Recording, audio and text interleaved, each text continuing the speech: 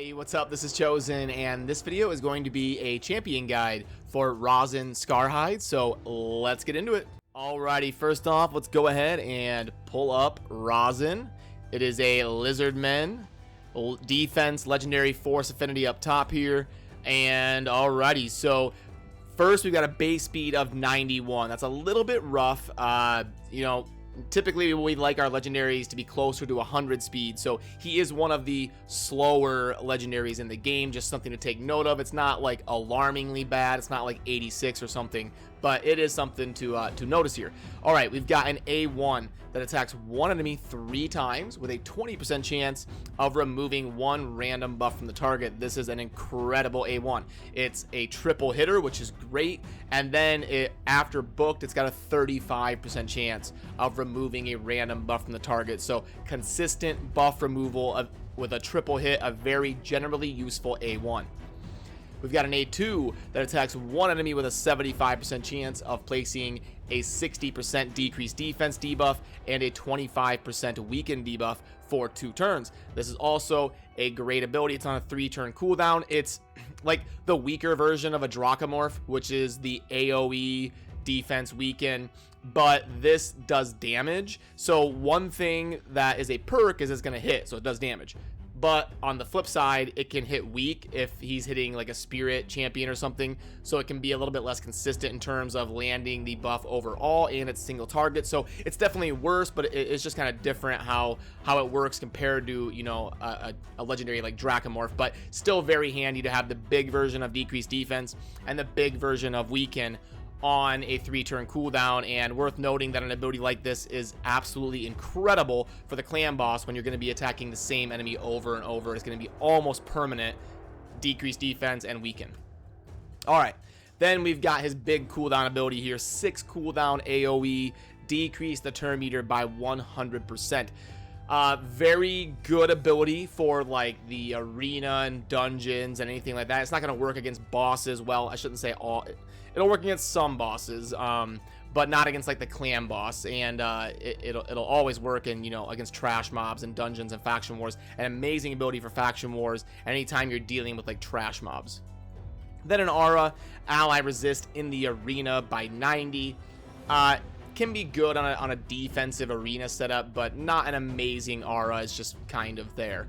So yeah, and then as always with my champion guides, I will have one of these infographics that you can find down in the video description. It's going to show the current masteries and kind of my general grades and recommendations for the hero, just in one little nice graphical resource. And one thing I do like to point out is the masteries are kind of a guideline. It's how I gear the champion. So you definitely want to use it as a launching pad, a starting point, not a be all end all, just blindly copy me. So it's just kind of to give you direction to look at. And when we look at the grades, I'll show you him doing the campaign. He's great if you're trying to like 3-star the campaign, but he's a really bad like campaign speed farmer. So he gets a C. Clan boss, A. He's got that great A2, decreased defense, weaken, all of that. The turn meter reduction doesn't work, but he's also got that A1 that places a lot of value with the Giant Slayer as soon as you get to T6 masteries. Then arena, A-. He's okay. He's not like god tier, but he's definitely used a lot, especially in the mid game. You'll run into him a lot in the arena.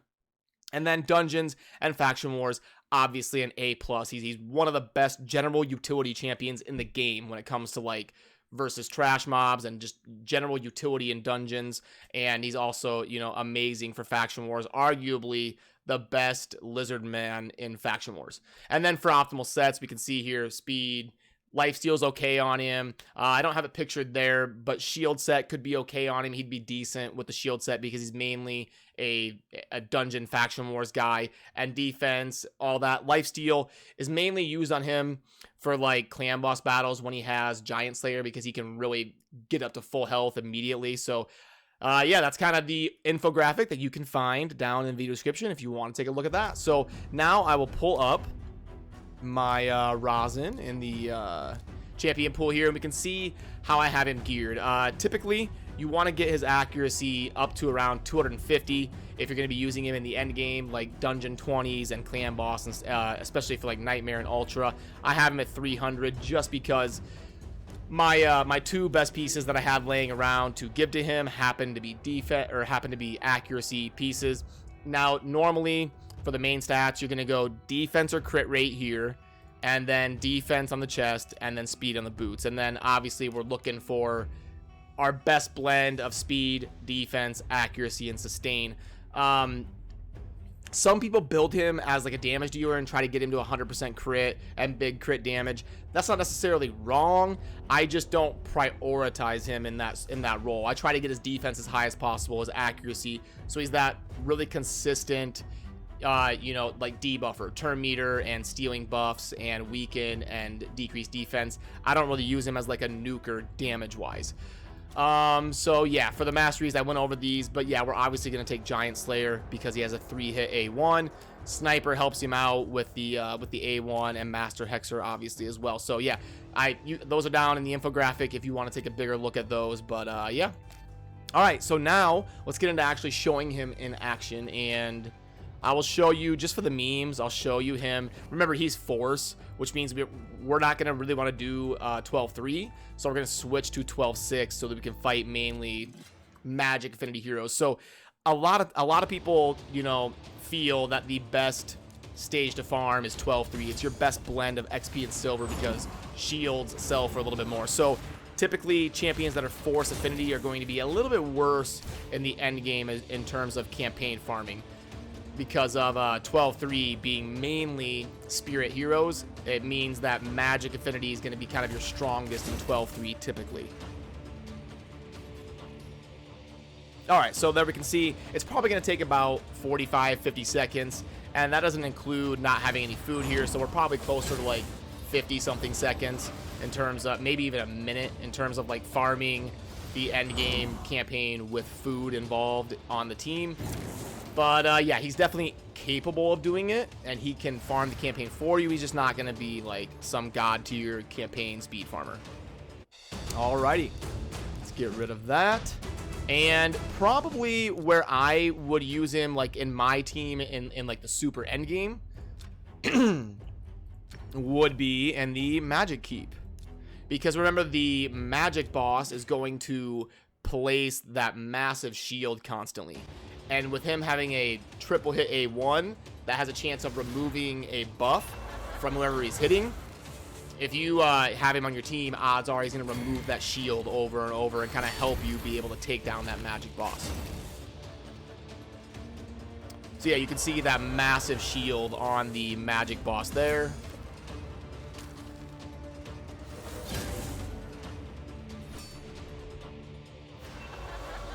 And once we get the trash mobs down, boom, he did a different ability. He didn't do his A1 there, so he decreased the defense. And there, my Kaimar stole the shield. I like to bring multiple champions that can steal the shield, but there we see he did decrease the turn meter, so still bringing utility even though he didn't have to steal the shield. But it's nice to have multiple champions that can do it. That way you're just kind of guaranteed to keep your magic times pretty consistent, and you don't have like so much RNG involved. Alrighty, and I would totally show you him in the clan boss. He's very good against the clan boss, but I don't have a team built to kind of use Rhazin in the end game like clan boss utility. If you're gonna play him in the clan boss, I do want to at least cover it. He can be very good with lifesteal plus like 2 pieces of speed or something, and get him that Giant Slayer, and he'll constantly heal himself. So he'll also fill the decreased defense and weaken role, and anytime the clan boss tries to buff his attack with that buff that he'll sometimes cast in the end game, he can remove that. So he kind of brings a lot of general utility in helping your whole team do more damage, but you'll still need to bring like an attack down character and poisoners and HP birds and healers or defense buffers. He can work really well in a counterattack team because he does have that A1 that is a 3-hitter and will also steal the attack buff that the clan boss puts on, and he's a defense character, so you know typically the counterattack champions are defense, like a Martyr and a Valkyrie, so you can kind of synergize with defense and the triple hit A1 counterattack. One thing I'd like to do for these videos is go over the in-game stuff and rate them kind of live here, and the artifacts here are a little bit off. I would say like 2 pieces of speed and 4 pieces of defense would be a little bit better of a general recommendation, but not too far off. Okay, ratings. Arena offense. I'll give him... I'll give him a 4. He's alright. Defense. He resets the turn meter, and I don't know. I can't give him a 5. Clan boss, we'll give him a 5. He is excellent there. Campaign is a 2. He can do it for like 3-starring, but he's not a farmer. Fire Knight, he's great. He can reset the turn meter of the Fire Knight when the shield's down. The 3-hit A1, the weaken, the decreased defense. Amazing champion against the Fire Knight. All right, Minotaur, he's pretty good. Very generally useful. I'll give him a 5. Spider Den, there is a lot of strategies that are like super specific that feature Rhazin, like nuke strategies, so I'll give him a 3, but he's not like great generally against the spider. Dragon, yeah, he's pretty good. I'll give him a 4. Magic, he's a 5. He's Force Affinity, so he counters the affinity and he steals the shield. Force, it'd be like a 4.5. Ice Golem, a 4. Void Keep, yeah, it'd be like a 4.5 again. He's just kind of good in all these dungeons. But yeah, we'll give him a 5 there. Spirit Keep, he's countered and doesn't do heal reduction, so like a 3. And not pictured here is Faction Wars and the Arcane Keep. He would be a 4 or a 5 in the Arcane Keep, and for Faction Wars, he is an A+. He'd be a 5 for sure. He's one of the best lizard men in the. If we look at the lizard men here, he's one of the best. It'd be like Rhazin, Dracomorph. Basically, all the legendaries are amazing for Faction Wars, and then like Jareg or something. So, yeah, that's going to kind of do it for this video on Rhazin Scarhide. Remember, I have the infographic down in the video description if you want to pull it up and be able to kind of take a look at everything at once. So, yeah, one thing I did not point out that I do want to go over before I end the video is I wanted to get this out because he is a fusion. So, odds are a lot of the player base can get him and acquire him, and I do recommend getting him. If you're a new to mid-game player, even an end-game player, Rhazin is one of the better general utility champions in the game, so having him on your roster is going to be definitely beneficial to your account. So yeah, he's definitely worth investing in, worth 6-starring, worth going for the fusion. I think Plarium did a great job in choosing him as one of the permanent or as the permanent legendary fusion. I really like their choice there. So yeah, that's going to do it, and as always,